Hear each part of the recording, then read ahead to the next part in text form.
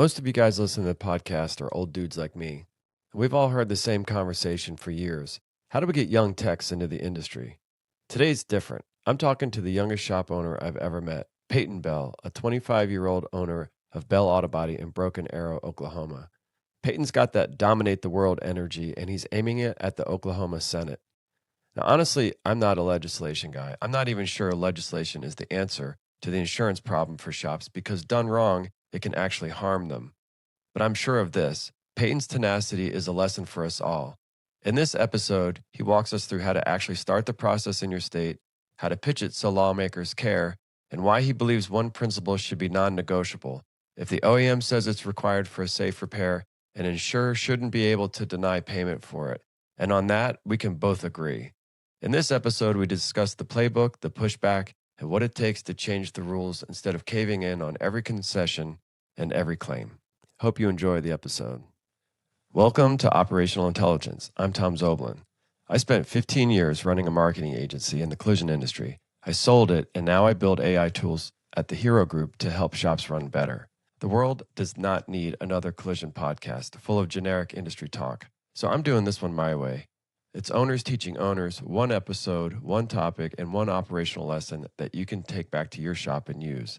And seriously, what is it with all these marketing people turned podcast hosts anyway? So Peyton, I've been waiting to hear the backstory. I know that there's kind of an interesting story about how you got into the collision business. First of all, I just want to point out you're probably the youngest guest I've had. You're only 2 years older than my son, so you're literally like half my age. So I think a lot of people in the collision business are around my age. So you're definitely one of the young guns, and so it's going to be really interesting, I think, to get not only your perspective but to hear how does a young guy, most young guys are like starting out as a technician. Most owners were technicians. They were for a while. They had an opportunity to maybe buy out the shop they were working for or whatever. But you're coming in at kind of young technician level and an owner. So that's got to be an interesting story. And I'm really interested to hear how that all happened.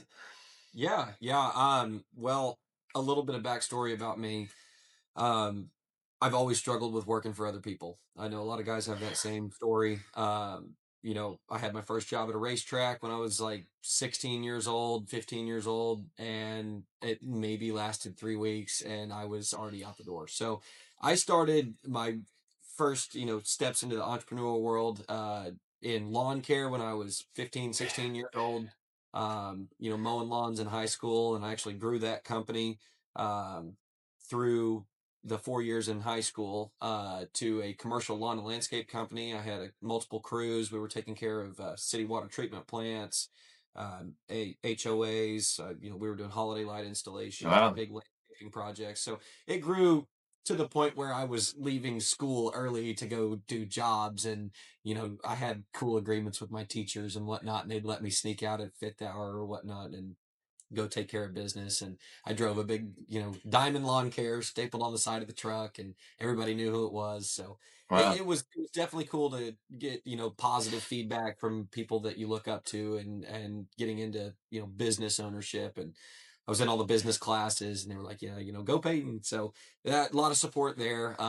And I ended up, selling that company to go to college, and I went to Oklahoma State University Okay. and I went into the Spears School of Business. My family really pushed for college and kind of didn't really know where I wanted to go. Business ownership was stressful. I really just had my mom. I didn't have any other side of the family. Mom was a physical therapist. Nobody else had been an entrepreneur in the family, so I was Wow. really the first one. And um, she was like, you should go to college for this. And so I went, and I made it 3 weeks, just like my fifth round.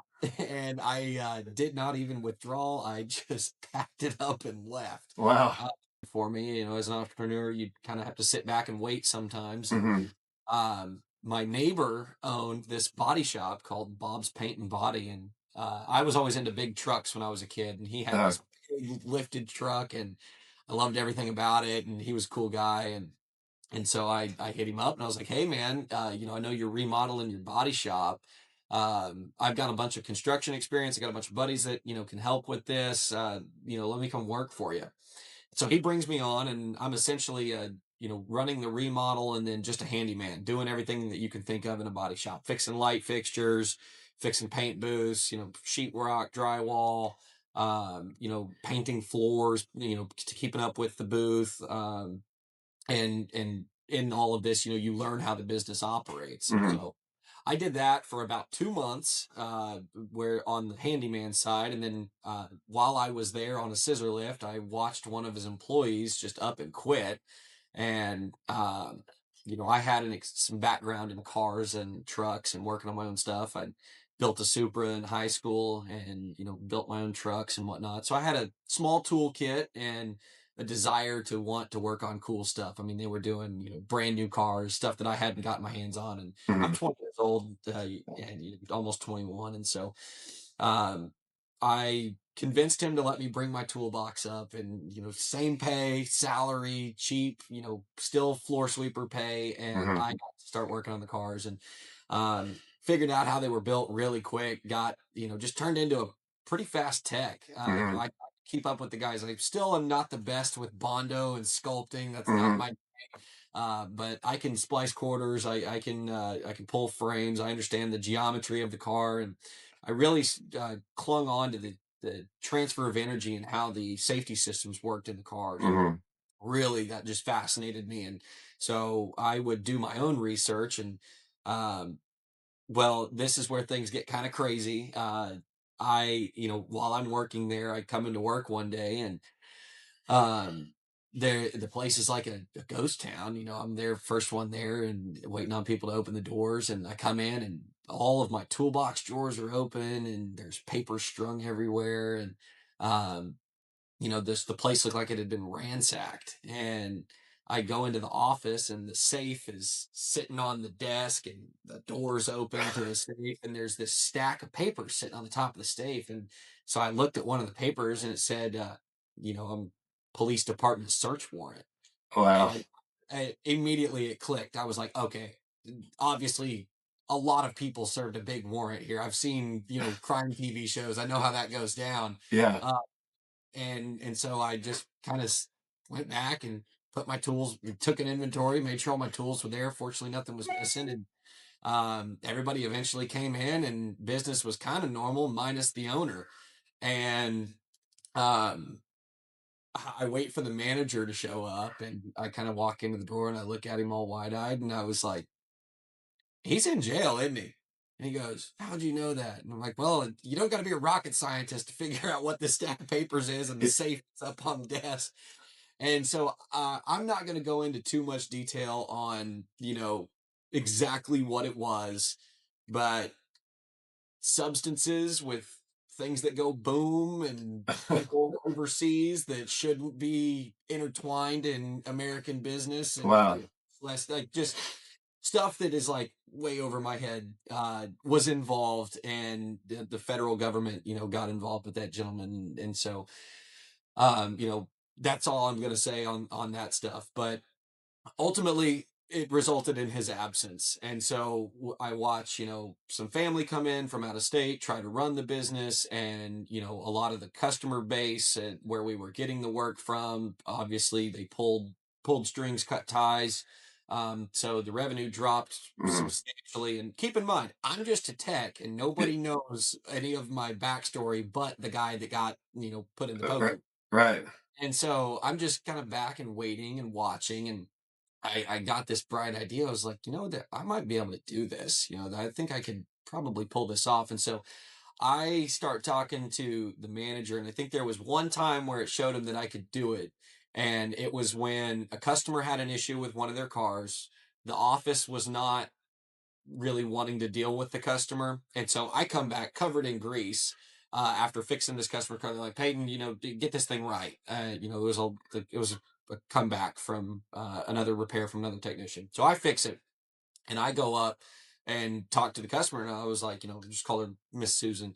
Miss Susan, hey, my name's Peyton. I'm the technician that worked on your car. This is what was wrong. This is where we messed up. This is how I fixed it. Trust me, this is done right. I did it per procedure. And gave her a sense of security before she took her car. And the management was like, where'd you learn how to do that and talk like that? Now, then I think that kind of gave them the idea that it's like I could do the office work. I Right. can be on the phone. Hmm. And so then they started letting me get into the office. The manager did at the time, and he kind of showed me the ropes of how things worked. And the family was really, really not wanting to let go of this place. They wanted to maximize their gain from what they could get, in prep for what attorneys and whatnot they Hmm. would Yeah. find. I understood all that, but the company was bleeding and it was going to die. And ultimately, it came down to, either you're going to file bankruptcy and lose this place, or you're going to sell it over to me because nobody wants to touch this thing with a 10-foot pole, given what happened with the previous owner. And there were some big vendor debts that had to be paid down, and there were people that were pissed off that were owed money by the company. And so ultimately, I uh, circumvented the family and got directly to the owner. I'm not going to tell you how, but I got a hold of him while he was in the pokey, and I got the paperwork drafted to getting to get the business and get all of the things in order to buy a business. There's a lot of it. Yeah. Yeah. Uh, I've been through that once. So am I. So it's everything yeah. but a rectal exam, dude. It's Yeah. a lot. Yeah. Yeah. It And is. so ultimately, I personally drove to the jail and walked into the jail and put the paperwork in front of him. And he said, "You've been blessed. Good luck, kid." And that day I got the business. I was 21 years old. I had everything. And so now I've got this long list of debts that need to be paid down. I agreed to indemnify him of all of his debts. I said, "I'm going to pull this thing out of the hole. I'm going to get it where it needs to be." And so I used a lot of cash that I had sitting in my account from my previous ventures. I told you I've sold businesses and built them up into this point, and wasn't exactly the smartest with my money, but I had some, and so I put that in and as well as getting with a private investor that has been a real big mentor for me in business. He's an awesome guy, uh, and I'm not going to reveal who he is, but he is as the closest thing to a father figure and mentor that I've had, and he's like my foundation for being in business, supports me and has helped me get to where I am today. That's great. He invested as well as putting in my own capital and then a ton of sweat equity, let me tell you. Yeah. So what I did was I paid down all the vendor bills with my money, and I went to every vendor and I said, "My name's Peyton. Uh, Bob's Paint and Body is no longer a thing. We are now Bell Auto Body, and I'm going to pay Bob's Paint and Body's debt with my own money, and I want you to send me all the work and maintain this relationship, and we're going to grow together." Um, and I said, "Your other option is this company's going to file bankruptcy and this bill's not getting paid." Yeah. It's like they were very quick to take the Right. credit. It Right. was man. Yeah. And so I kind of had some forced way into some vendors that were responsible for a high volume of cars. And so I had the work, I had the staff. Now we had all the building blocks that we needed, and I literally roughed it through the first year of trial by fire on how to write estimates. And Collision Hub was huge. Yeah.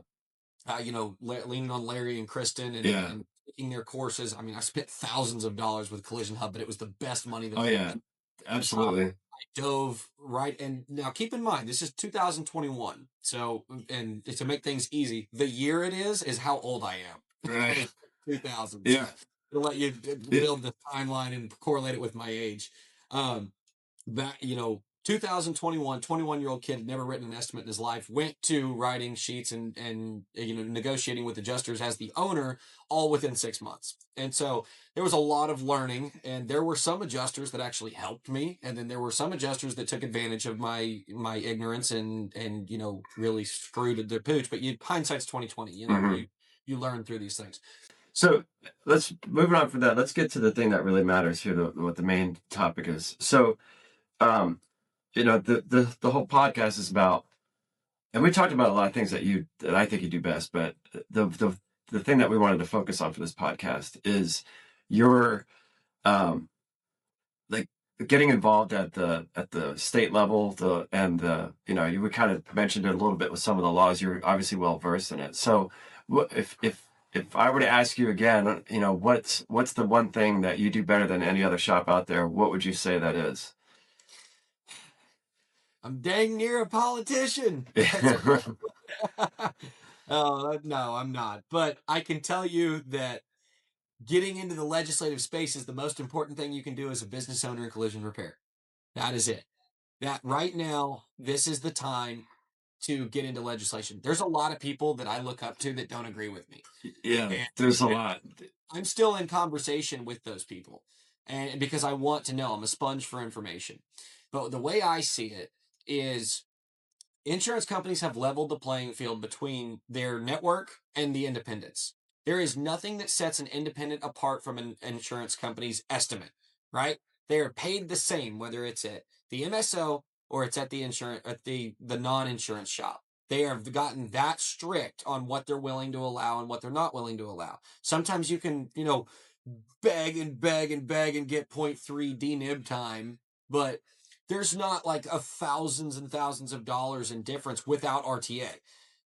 So State Farm in Oklahoma does not have an RTA in their policy. I don't know if they have it anywhere in the nation, but they're the number one like offender for short pays here in Oklahoma. Mhm. Uh, because we cannot invoke RTA, there is not one in the policy for repair disputes, so it is what it is. And they will write whatever they want. And usually it's the same thing that they would write across the street at the MSO.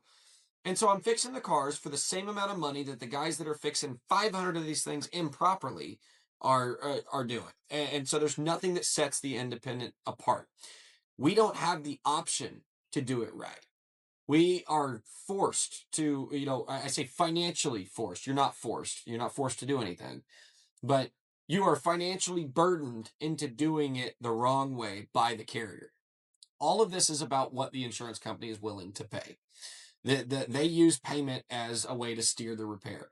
I mean, their estimate, contractually, it doesn't mean anything. Like it's just a reference sheet. Ultimately, it's the total dollar for the claim and what you wanted. Like your estimate is actually what matters because your estimate reflects what you actually did to the car. Yeah. So, like you've the only way that you are going to get change in your facility is if you bill the customer Exactly. and the customer has the money to go out of pocket and pay for the correct repairs Right. and go get reimbursement from their insurance carrier, which is encumbersome on the customer. It is timely and it takes a lot of time for me to explain that process and explain what you have to do to, everything from filing in small claims to, Mhm. talking to attorneys. And it just scares the average person. There's a lot of people that have never been into a courtroom. Back in 2021, they would pay for it. Now they won't. It doesn't matter. Like I showed you guys the video with State Farm where they just blatantly denied airbag reprogramming Yeah. because Opus wouldn't write for it. And I provided all the procedure and they still said, no, you can try to send it in, but it's not going to help you. So that's what we're dealing with. If there's a law put in place, the insurance companies are in the legislative space. They're in there deep. They got Oh yeah. there's money going into these, but the people still have to be elected and the constituents are going to be who the politicians listen to when enough of them complain. And so if you want to gain traction, you get in the room with those senators, you get in the room, you go have lunch. I got lunch on the 27th with a senator from District 9 here in Broken Arrow, Oklahoma. We're having coffee. I also go to the meet and greets. I met the attorney general, the guy that the guy that I'm suing. I went and talked to him. Had to sue him on a formality. He's actually a really great guy. Um, he's also running for governor here in Oklahoma.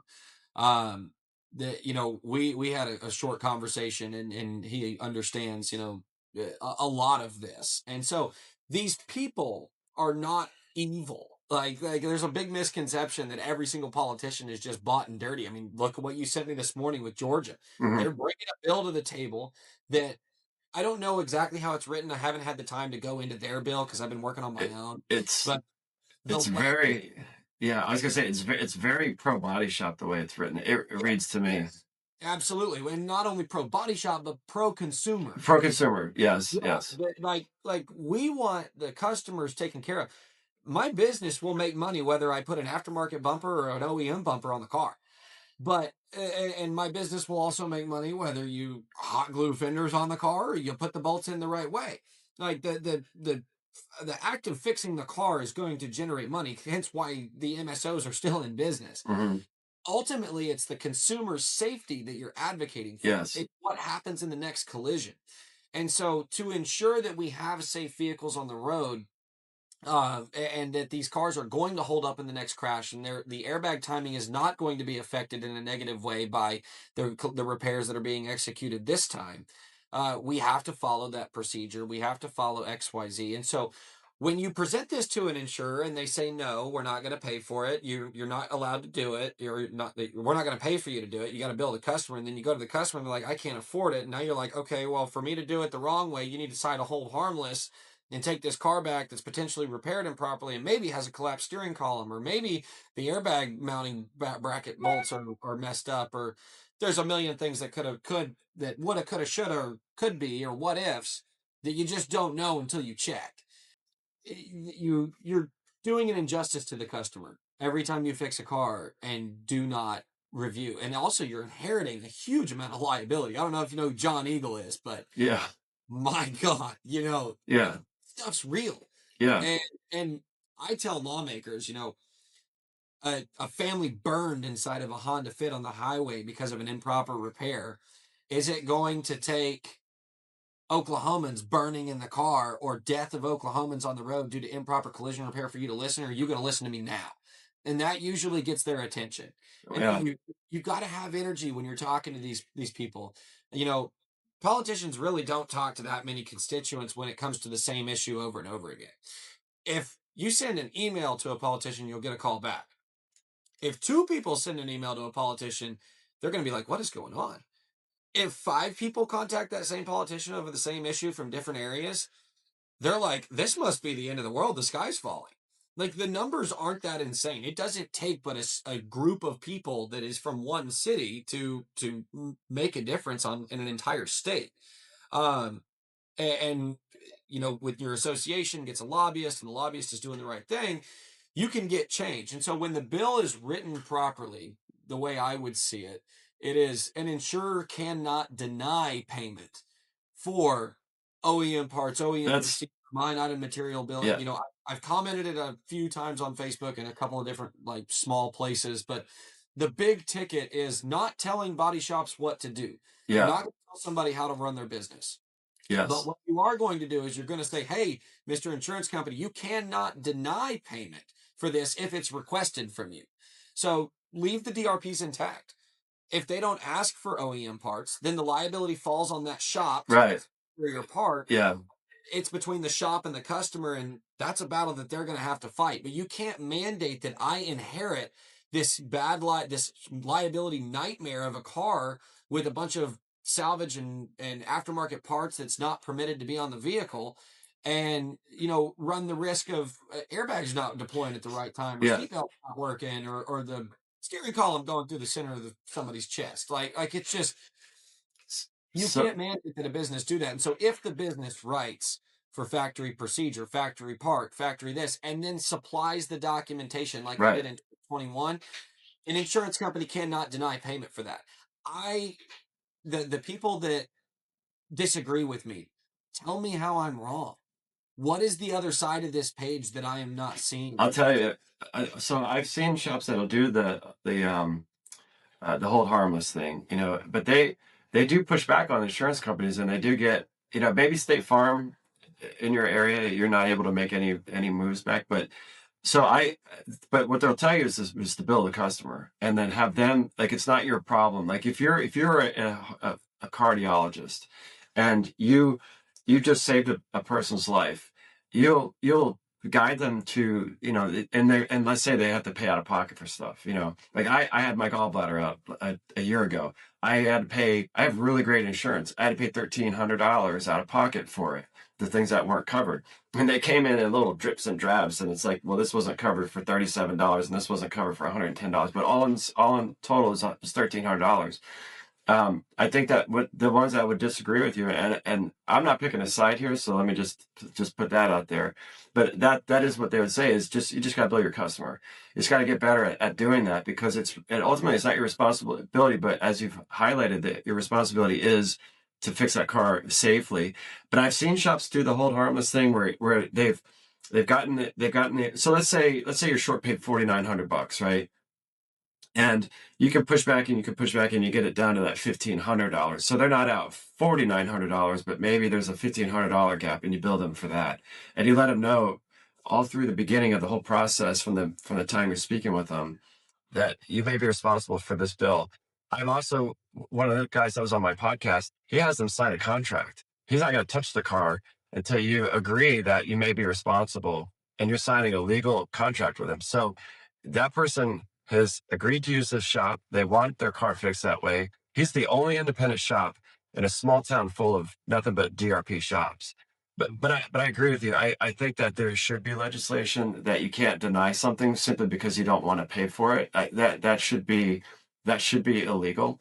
I think that if you're to kind of talk to most shop owners, your pathway, while it may lead to what you want, it's a really long, hard road to get there. You got to spend all this time with the politicians. You got to do all this kind of stuff.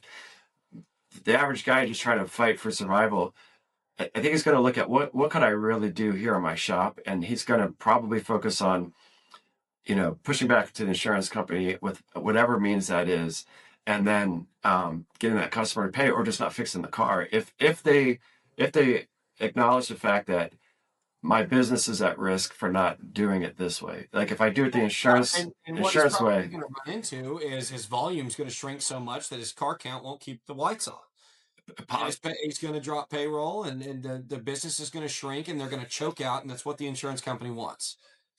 They Yeah, want you to die. They want all that work to go through their network shops. They don't like it when things yeah, get no done. doubt, no doubt, yeah. And so, you know, as the networks get stronger and stronger and stronger, you know, I guess the real question is, maybe this industry isn't for you. Like that's a thought that you really need to consider, and I've considered it many times. I mean, if I put the same amount of thought into oil and gas that I do this industry, I'm pretty sure that I'd be making a lot more money. uh Like if I actually tried as hard as I do in this entire industry and community in something else, it would be more lucrative. But it doesn't help people. It only mhm. helps me. Yeah. I get the itch to help, and I feel good once I've accomplished, helping somebody else. I've made a friend, I've made a connection, I've made a relationship. I don't make customers for one time. I make repeat customers that want to come back and that Mhm. refer. And so you make those positive experiences here. And that's really what I love to do. You do have to be stern. You have to be clear cut. There are times where you have to bill the customer. If you're not going to make profit on the job, and the job is just that poorly written, and I've had a few, and you can't afford to go out of pocket, you've got to turn the work down. Mhm. But you can refer them to the nearest person that's going to do the work for that amount of money that you might trust. Mhm. Uh, and you can educate the customer. You should probably get full coverage and go with this insurance company that has an RTA in their policy so that I can fix this next time. Mhm. Um, you know, you've got to be willing to put in the effort. Mhm. And if you don't do it now with the customers that you have, you're going to die. You're going to fizzle up and die. That's how I see it, because your reputation is everything. And what is setting you apart from the Gerbers and the MSOs right now? The only thing that's setting you apart is you've got friction with the insurance company, and Gerber doesn't. Mhm. You're Yeah. getting the same parts, the same labor times. What's the difference? The services that you provide for the customer for free. Mhm. That is what's going to be the difference. And mine is a network of referrals and ways to help. And so I don't know if you want to call it my final act or whatever, if it's the last thing that I do in this industry, but getting a law passed that helps everyone and has no downside. And don't give me this claims cost BS where premiums are going to go up, because I'll show you the graphs of aftermarket part usage from 2021 to 2025, claims prices from 2021 to 2025 on average, insurance premium prices from 2021 to 2025 on average, and insurance profits from 2021 to 2025 on average. Run all of them, and all of them run concurrent. Mhm. That's a problem. Mhm. If they get the DOI to raise claims or premiums, and they get the DOI to agree to raise premium prices amongst an entire state, your problem's in the DOI. Your problem is not in the insurance company, because of course the insurance company is going to want to pass cost on the customer. That's if I was running business, that's what I would do. It's a smart business move. Mhm. want to maintain my profit margins that I have had. But if you're regulated by a government entity like a Department of Insurance commissioner, you need to make sure your insurance commissioner isn't bought by the insurance companies and is keeping premium prices in check. They're the ones that audit those accounts. They're the ones that have the inspecting glass over the insurance companies to make sure that they've got the money to cover claims, Mhm. make sure they're not over insuring. And you know, do I need to pull up what State Farm's profits were in Q4 2025? Yeah, right, right. Yeah. Like we've been down this road. Yeah. Everybody knows this correlation. So I don't give me the dumb argument where, oh, premium prices are going to go up. Then talk to your DOI. Yeah. Seriously. So, Because you're choking out small business owners who are trying to do the right thing. You're pushing everything to MSOs, which clearly can't fix cars right, John Eagle, hot glued fenders. mhm. And so I just So Peyton, so then I guess what you're saying is that you're writing your your estimates, the insurance estimate comes back, and you feel that there's literally no wiggle room. You just got to figure out how to fix the car the way the insurance company is writing it. Is that yeah. correct? Yeah. Oh yeah. And I can do a demo a day where I demo, like I'll put my meta glasses on and we'll watch what an insurance company does. That they refuse to talk to me in person. They don't like it. Mm-hmm. They do not like talking to me on the phone because they know I record it. They Mm-hmm. do not like emailing me. They like talking to other estimators that are here and then passing a message on to me. I try to catch them when I can, but they're like, dude, State Farm will literally do a drive-by in my parking lot, pull into my gate without anybody knowing, not check in, take pictures of the car and leave without telling us. Happens all the time. So are you dealing with at your shop? Are you dealing with in-person adjusters all the time, or are you dealing with the desk jockey that's A somewhere lot of corporate? desk jockeys. A Yeah. lot of desk So jockeys. And when it does go to field, if it gets to the wrong team, it's really, really tough to navigate. so you try pushing back, and you're not winning any single argument at all. Is that what you're saying? Not one single. Sometimes I'll win. Like I can remind State Farm to run Opus on a car. Sometimes I have to do that. I'm like, did you run this through Opus? Can I at least get the Opus, whatever they're gonna pay? I'm like, it's not gonna cover everything, but it's something. But I mean, dude, I can pull up files. My attorney's got a lot of this stuff where I have just got documentation out the just wazoo. And I've got photos of it being done. Like I fixed it the right Mm-hmm. way in process photos and send it all in.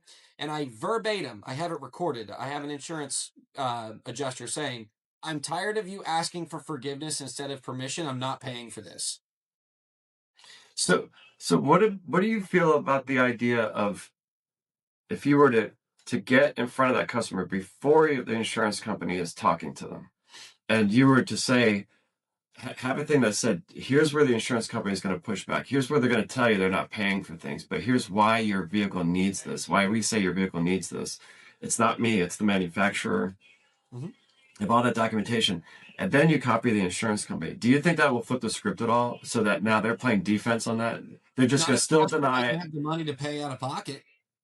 If your demographic is not a high enough echelon of people to, because I have a very big mix in Tulsa, Oklahoma. I've Mm-hmm. got just down the street, there's a couple of $10 million mansions. And then on literally the other side of the street, there's like dilapidated rental houses that have been there for 40 years and they are in desperate need of roof that State Farm won't pay for. Mm-hmm. And so, like, we've got just all over the place out here. Like, there's not just one demographic, but, and like, when you run into the people that don't have $5,000 burning a hole in their pocket to pay for collision repair and say that person's paycheck to paycheck, how are you going to help them? Like, are you going to sit on your soapbox and say, I'm only going to fix, the rich people's cars and I'm only going to help them because they have the money to help themselves? No, I understand that, but so I was at the HD Repair Forum last year in Texas, and there was a guy there that works for 3M. He was a body shop insurance adjuster that then went to work for the insurance company, rose through the ranks, and was like some sort of supervisor level thing where he had those desk jockey guys beneath him. And his whole thing was he said literally spelled out how it works on the insurance side. they have certain. Well, now it's like software that they have. The insurance company has software that just scrubs every estimate. I mean, I'm sure you probably submitted an estimate, and when the seconds you got something back. Like Oh, I've I've had heard adjusters come in and show me their computers and their it. process on how to. I've got Yeah, friends that are adjusters, and so I've seen the software how it scrubs on yeah, Midwest, scrubs on CCC. yeah. So it's looking to cut certain things. What he said is that a lot of times what they actually need is proper documentation. It's not that they don't want to get it paid for, but I think they're playing the averages game that most people aren't going to push back. They're just going to take it. They're just, okay, this is all insurance company is going to pay, and that's the end of it. But he said that a lot of times, if you can give that adjuster documentation for the pieces that you're saying that you need, the difference, that not always, but it'll win some of that. So my position is that if you could close that gap to where it's a small enough amount that your customer pays, then you can decide, I'm going to give this to you, Mr. Customer, my dime, or you're going to have to pay for it. But if you could somehow close the gap, but that only works if you're like, that's the whole premise behind reclaimer, the pushback side, the is the ability to look at every single line item, write a rebuttal with documentation that goes back to that insurance company to get them to pay for it. Like, hey, this was missing in CCC. This is a not included.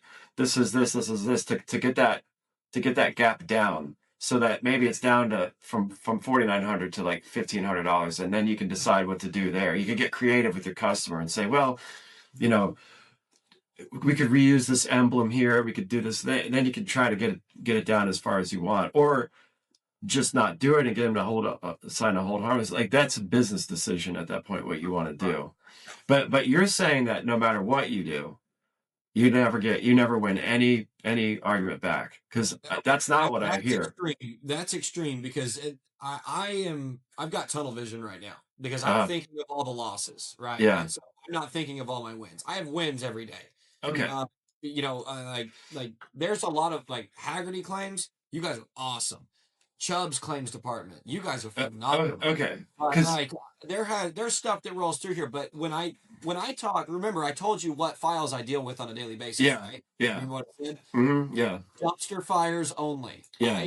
Every file that comes to my desk is already being denied by my primary estimators. So we've already got friction from company policy to the insurance company and what they want to write. And Okay. then once it gets to me and my estimators are like, I tried everything I can.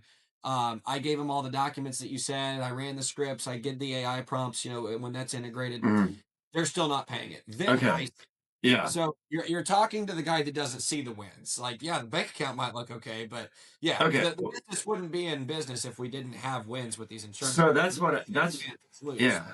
And I'm glad we clarified that, because it was starting to worry me. I thought you were going to say that no, it doesn't matter what you say. You can tell them that the car needs paint, and they said we don't pay for paint. Like, that's an And that's opposite. where we're That's an going. extreme, but That is where we're headed because yeah, when you think about how insurance works, okay, insurance is actually a reimbursement contract. yes, For insurance to be valid, you have to incur a loss. For a claim to be valid, you have to incur a loss. I think it's my opinion that an insurance company is actually like the claims department and how we handle claims. A lot of it is a courtesy in a sense to their policyholder to pay for damage and not make you pay for it out of pocket. hmm, Okay. So, per the policy, the insurance company really only owes what you pay. It's a reimbursement contract. So for you to incur a loss, you have to pay something and get a receipt for it. Like, hey, I lost X amount of dollars.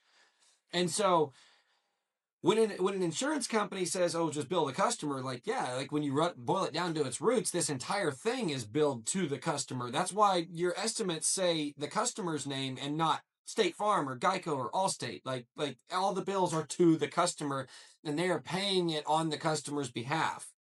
And so, you know, an insurance company can absolutely walk into your shop and say, "I don't pay for paint. I don't pay for frame time. Our body labor rate is $10 an hour. Our paint rate is $5 an hour. Our materials rate is $3 an hour. And we don't pay based off of any estimating system. We just shoot from the hip. We're going to write it down in a sticky hmm, note ChatGPT. That is 100% legal.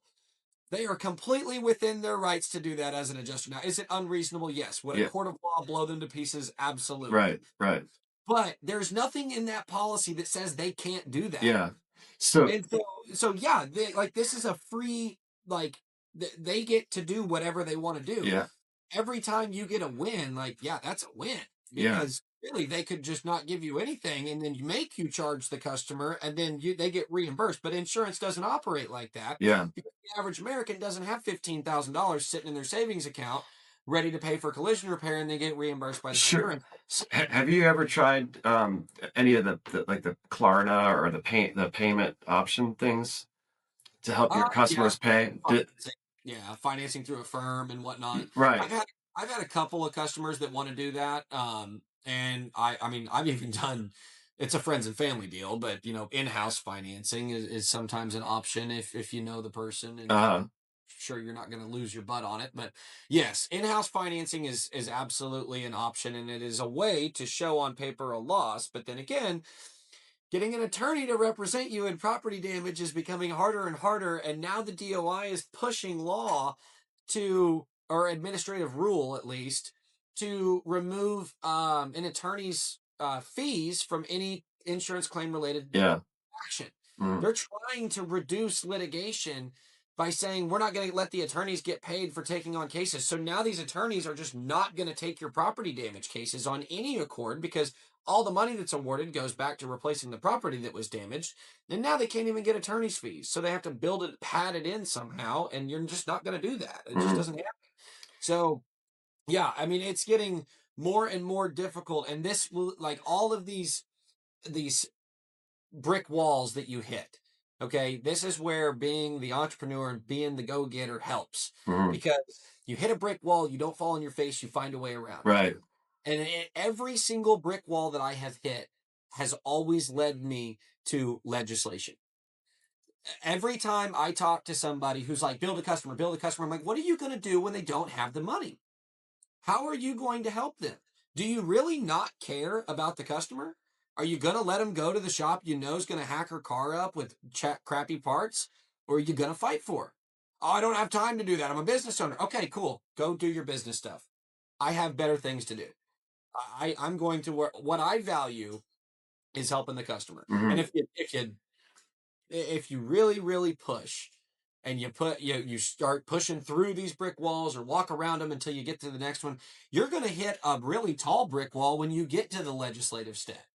When it's time to yeah. put S- legislation, it takes a lot of yes. resources and time, Yeah. but it's doable. It's in my Facebook post. I say it's borderline impossible, but it's not impossible. You know what is impossible?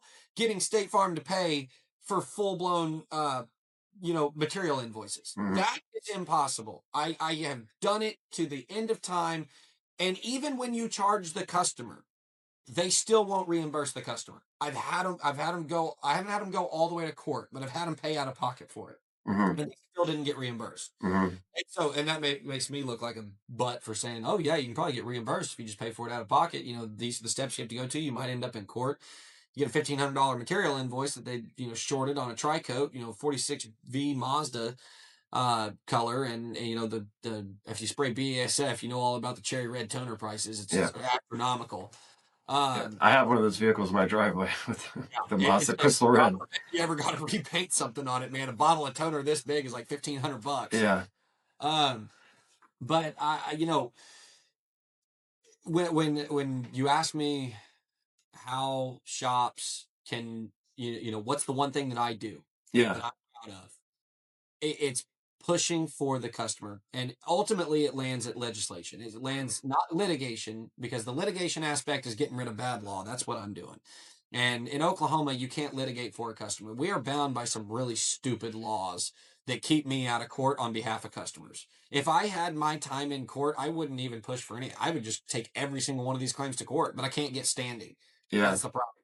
They're like, a contractor cannot pursue an insurance company based on da da da da da and XYZ. As now House Bill 1084 assignment of benefits is null and void, and even more things that keep me out of the courtroom. They don't want me there because I'm the only one that can articulate why they need to pay it. Yeah. The customer doesn't know about all these airbag diagnostics and steering and this and that and the third. The people that know are the people that wear shirts like this that sit in the shop all day. Hmm. Yeah. And, and so those are the people that need to be in court saying this is required. I'm a decorated, certified person. I've got this is the reason why I'm allowed to say what I'm saying. This is why I'm saying what I'm saying. Here's the proof. Hmm. When you go in as an expert witness in a court case, something for a repair dispute, you like that's the shop's job to Hmm. testify this stuff, or potentially an IA if they're have their wits about them.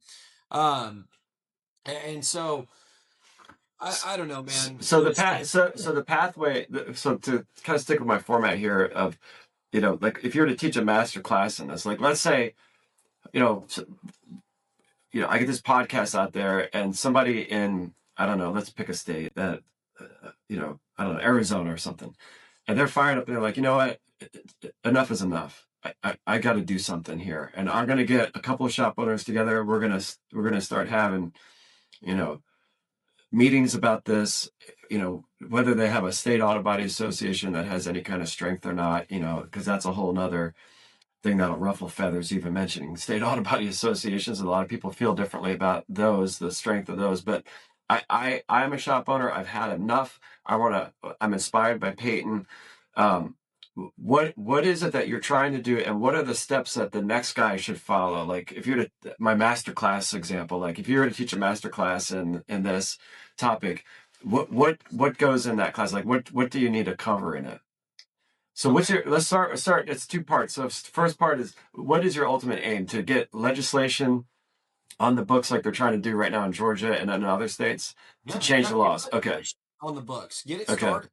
Okay. Um, put some heat on it. Make the insurance company spend some money to fight it. See how much pushback you're going to get, and educate. Education is key. Just like you're educating your customer every Hmm. time you drop a vehicle off, educate your politician on the issue. Hmm. Be able to articulate it. Go home and talk to your wife, and I'm sure she already knows all about it. But say, hey, I would like to, do some mock, encounter with you, and pretend like you don't know anything about this. I'm going to try to articulate this in a way that somebody who's never fixed a car before or seen a body shop in their life understands it. Hmm. Practice with friends. Start working on your sales pitch Hmm. essentially, Hmm. and how you are going to articulate the issue that's in your industry without getting too technical, keeping it brief. Politicians time is it's tough to attain sometimes, so when you get it, you want to make sure that it's powerful, Hmm. and you get good at articulating the issue in the industry. Educate. Look up your area's senator. If you didn't vote, then look them up and figure out who it is. Find their email. It's really easy to find. We have AI, ChatGPT. Type in their name or Hmm. just type in ChatGPT. Give me the contact information for X senator in Broken Arrow, Oklahoma. Hmm. It is going to pull up their name, their phone number, their email, their office address, a picture of them, a picture of their kids. Like, dude, these guys run for campaign. Their information is everywhere. Right. Hit them up. Call their secretary. If it's a senator, you're going to have a secretary at your state capitol that's going to take the call. Leave them a message. They'll call you back and say, I really want to schedule some time to talk with them on the phone. um, and then articulate it on the phone. And then when they have a meet and greet or they're hosting an event, show up and be like, "Hey, we spoke on the phone. This is how I'm from the Auto Body Association in X city or X state, or thank you for taking the time to talk with me last time. I really want to sit down and talk some more about what we can do in the state to fix this problem." They will listen. You are a constituent. That is Hmm. their job to listen, and so navigate. Every state's political landscape is going to be different, but start pushing and start talking to lobbyists. If your association has the money, get the money together to hire a lobbyist like Georgia did to really start pushing the matter at the Capitol. Hmm. You are going to have to take time out of your day to do this. Hmm. Yeah. If you have got 100 whips outside and you are an owner operator and you can't leave your desk, it's probably not your job to do this. You're probably not the best fit person for the job. But if you've got somebody in that association that's willing to do it, put in the time. Or if you can hire a manager for 6 months to a year, or start looking at delegating tasks out to free up some time in your day, get better at time management, and find the time to put the effort into a coffee meet Hmm. or to go to a dinner. If you could score a dinner, great. Like you get an intimate setting with somebody where you can really convey a message and the issue at hand. But just be friendly. Make friends with the person. Find out who they are, what they stand for, what their beliefs are. Like be normal and then pitch the issue. We're shop owners. We're not multi millionaire corporate MSO owners. Our neighbors are the ones that we're fixing cars for. Hmm. I don't live in the upper echelon of Miami. Like Hmm. I live in downtown Broken Arrow and I fix my neighbors' cars, and there's like nothing special about us other than the fact that we fix cars for a living. And so we're the same. The constituents are the neighbors, and so we're helping everybody. And when you pitch that the safety matter and the airbag timing issue, if you can show the Honda airbag timing video that's on YouTube, it was published in like 2014 with the Hmm. watermelon that Yeah, the travels. watermelon. Yeah, yeah. Yeah, that's So great. yeah.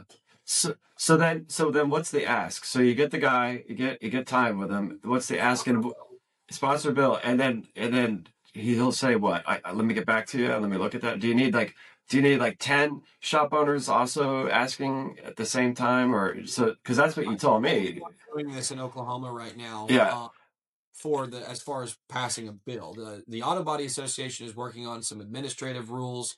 I am personally working on something that is on the legislative side. That's Yeah. not administrative rule with the DOI. Yeah. Something that's more along the lines of what Georgia is doing. And so I'm in the probing phase where I'm trying to find out who's going to support and who's not. And Oklahoma's got a lot of insurance agents that are in the Senate, and so that's how we ended up with the storage laws and the things that regulate the body shops to a T. A couple of insurance agents, Lonnie Paxton and Mark Tedford, got together and passed some laws that tighten up on us, thinking that that's going to reduce claims costs and help everybody. But I mean, it's choking out the independents, and allowing insurance companies to leave cars for 45, 50 days at a time, and it doesn't cost them any money. Hmm. So So you've met with your senators, yeah, right? yeah, yeah, And and what our general. and what do they say? What are they saying to you? That They hey, love it. they want to sponsor it. Oh yeah, oh So yeah. They're like, let's get together, let's do more work on this. You would be surprised what ChatGPT will do as far as like political research. uh Don't ever use ChatGPT to finalize anything. You absolutely want a whole lot more than ChatGPT. But as far as framework goes and like educating yourself and reading through what a bill would look like in your state and who the best sponsors might be based on their backgrounds, AI can help you with a lot of that. yeah. Uh, So that's what I was gonna ask you. So what do you need next? Like you've personally spearheaded this thing for the state of Oklahoma. I'm sure there's a lot of shop owners in the state of Oklahoma. I wonder, do they even know that you're doing this? Do you need their help? Do you want them to join you in this cause? Is this a call to action to other shop owners in Oklahoma? So then, like, what do you need? What do you need next? So I really, I don't know. I mean, I don't, I couldn't even imagine having to pass any kind of law. So you've met with these guys. They said, let's get together. Are they actually putting time on a calendar? And so they are. So you're, Yeah, the 27th is my next meeting. 27th of this month. and so what do you need for that? Like, how are you prepping for that? Oh, I just go in and tell the story. Okay. So, I've told this story enough times to where I can tell it to a caveman and he'll it, understand it. I mean, I try to dumb it down as much as I can. And with you, you're technical. You've been in the shop space, so I can yeah, get into technicalities of things and right. you're going to comprehend it. But really touching on hot glue and fenders on and airbag timing and how important it is and showing the John Eagle case and Hmm. referencing state that has been, experienced loss of life or extreme injury. Um, as a result of improperly repaired vehicles is a good way to grab attention and then just pitch a solution and how it can benefit everyone.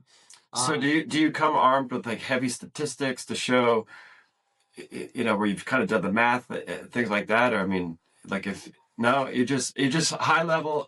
Here's what's at stake. How do you get them if they've got the insurance companies always in there? How do you get them to side with you, and to the point where, and then I can't like the Georgia bill is very thorough and thought out, like what's in there. Yeah, I can't mine is. imagine one person got there, so I'm wondering like what. I know you said that they hired a lobbyist, like I'm sure that they've gotten some sort of like what do we want in this bill, or is it really just up to Peyton to figure all that out, like would What they do they want more shop owners at that point, Yeah, like is yeah, that yeah. absolutely. So what you want to do is ultimately get your association to host like a small luncheon or some sort of speaker event where Hmm. it's in Oklahoma. We have Bricktown Brewery in Main Street in Oklahoma. That's where the Auto Body Association does a lot of its like little gatherings or your cocktail hour. Hmm. Invite the politician up to meet everybody in the association, and you guys just talk, and they spend an hour there, get them drinks, whatever, and then everybody's going to be pretty much singing the same tune, like, yeah, this is the issues that we're having, and thanking them for helping, and give the as far as the when you say spearhead, this cannot be done with just one person through and through. Yeah. Like, even if I was, I ran for office and got elected, I still couldn't do this by myself. Right. But you can open the door for other people to come in behind you, Yeah. and you can set that example. Right. So if he says to you, Peyton, listen, I got screwed on a collision repair myself one time, and it, it's affected me or whatever. Right? I have back injury from it, blah, blah, blah, whatever. He's like, I'm on your side. I want to move forward with this. What is the next move? Do you then start calling other owners in the state, and you guys say, all right, guys, we need to put together what this. We need to craft this bill. Yeah, it's Like who pretty much does that? that. I mean, I spend a lot of time with ChatGPT and playing with it, and so it knows a lot about what it should be and what it should look like. Sure.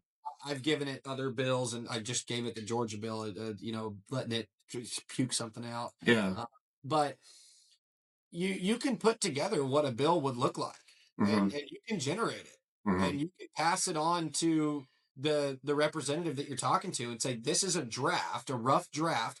Ultimately, the legislator is going to pass that on to they're going to make their tweaks, and they're going to pass it on to the attorneys that are out there that draft these things, and you're just giving them the framework and what needs to be on the bill, and they're going to redraft it for you.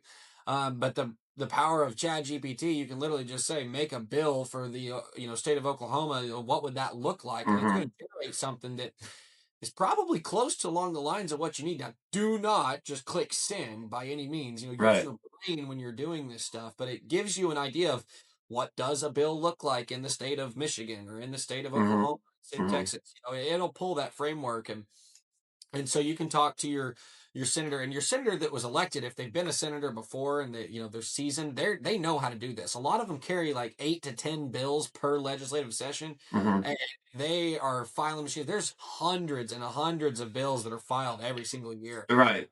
Only a few of them actually make it through. See, that's the other piece to this too, is that getting it to the next steps and the next steps, or even as far as You're like the Georgia you're gonna one. rinse and repeat a few times. Yeah, Like, like but this is years long process, Yeah, absolutely. But if you don't start now, yeah. you're just You're gonna be delaying. worse. Yeah, yeah. 5 years from now, you're gonna be worse off. I wish I would have started this 3 years ago, back when I Yeah, bought the place, but I didn't know that this industry was such a crapshoot. Whenever I bought the business, right. I didn't know it needed that much fixing. I'm like, wow, we got to pass laws for this. That's crazy. Like, that was not my first solution. Hmm. I've been down all these roads of charging customers and this, that, and the third. And there's like 50 something shops in my area, and like 24 of us are independent. There is a very healthy blend of MSO and independent. And so, like, there's no market, like, it's a war out here to get customers in the door. Like, you want Yeah. you know people are there's a lot of body shops in Tulsa. Just look it up on Google Maps, body shop in Tulsa. Uh, Look at how many stinking shops there are. It's insane. And they're not all Gerbers and Calibers. There's a hmm. lot of independents. There's a big one that just dropped. It's called Swift. They're the second biggest body shop in the nation. I've spoken to him. Yeah, I've spoken Yeah, to Swift. Yeah, yeah, and I mean, like, they're right down the street from me, and yeah, so they're the people that I say competition. They're my neighbors. yeah. I don't look at any independent repair as my direct competition because ultimately it takes all of us to get the change that helps the customer in the end. So Payne, this is going to be this is a long one, so it's going to be a nightmare to edit this. But I do want to ask you my ending question here. So, um, who should I've been asking people, who should I have next on my podcast? Like, is there anybody you recommend that you think does something that is really stand out? Like, it could be anything, like the way they do their bookkeeping, or the way they organize the parts department, or whatever. Is there anybody that you've kind of experienced that you're like, oh, you need to go talk to so and so about such and such, that an owner would kind of find interesting? Anything come to mind? Oklahoma Auto Body Association president, Jessica Stegner. She's awesome. She'll talk to you just as much as I will. Brian Shellum with Advanced Automotive Equipment. He's very knowledgeable. He's the legislative chair of the Auto Body Association. He's kind of who I'm under there.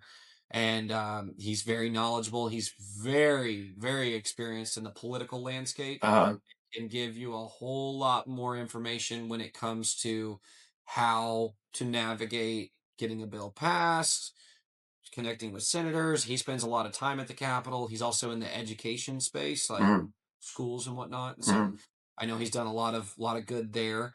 And I don't know. He's way more equipped to talk about this stuff. You're the first person I've actually sat down and had a powwow about what I'm doing. And so, well, maybe hopefully this will get the word out. Maybe more people will approach you and say, hey, Peyton, I heard what you're doing. I mean, I got to promote my podcast a little bit better than I am, but I'm going to work on that. But if this gets out there, you might be surprised. Somebody might pick it up and just say, it goes in our newsletter, and our newsletter hits every state. So, you might be surprised. In fact, if it's okay with you, I'll put your contact information in the show notes so that people can reach out to you. Maybe they've got ideas of what should go into a bill, or help you pick up some of the load so it's not all on you to do this. Absolutely. Yeah, I'm all for it. And lastly, if you can get Larry or Kristen Felder on here, oh gosh, they're great to talk to. Yeah. I have never had the opportunity to actually communicate with them on the phone or face to face, but we've talked through text and talked through Facebook. Oh, they're so knowledgeable, man. They're just some veterans of the industry. You need to come out to.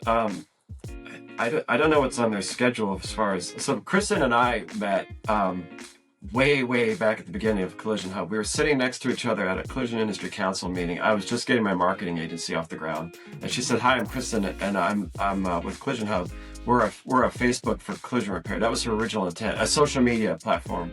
So way back when, early digital days of social media and everything, people were trying to figure out, like, is there a Facebook for this, or is there a Yelp for that? And so that was her original thing, was to get all the collision talking in one spot, and she's been very successful at it. She's the voice of the collision industry, in my opinion. But yeah, we go way back. I've done all of her. I was always her marketing guy that she recommended. I still do her C20 group for marketing. So, that's awesome. But I would recommend, if you ever want to meet with Kristen, is if you're ever teaching one of their classes live, and Larry too, go attend one of their classes. They'll definitely, there's usually like an after event dinner or something like that for everybody that goes. So that's if you ever want to kind of kick back and have a whiskey with the two of them, that's probably the easiest way to do it. So yeah, absolutely. We need to connect and do that. That sounds great. Yeah. Well, hey man, I appreciate you letting me do the podcast. I'm sorry I talked your ear off. I don't know how long it's been. Oh, it's almost 2 hours, but I'll edit it down. Obviously, it won't stay all of it will stay in here. We'll cut to the good stuff, but thanks for being on here. And I'll let you know as soon as I get it out.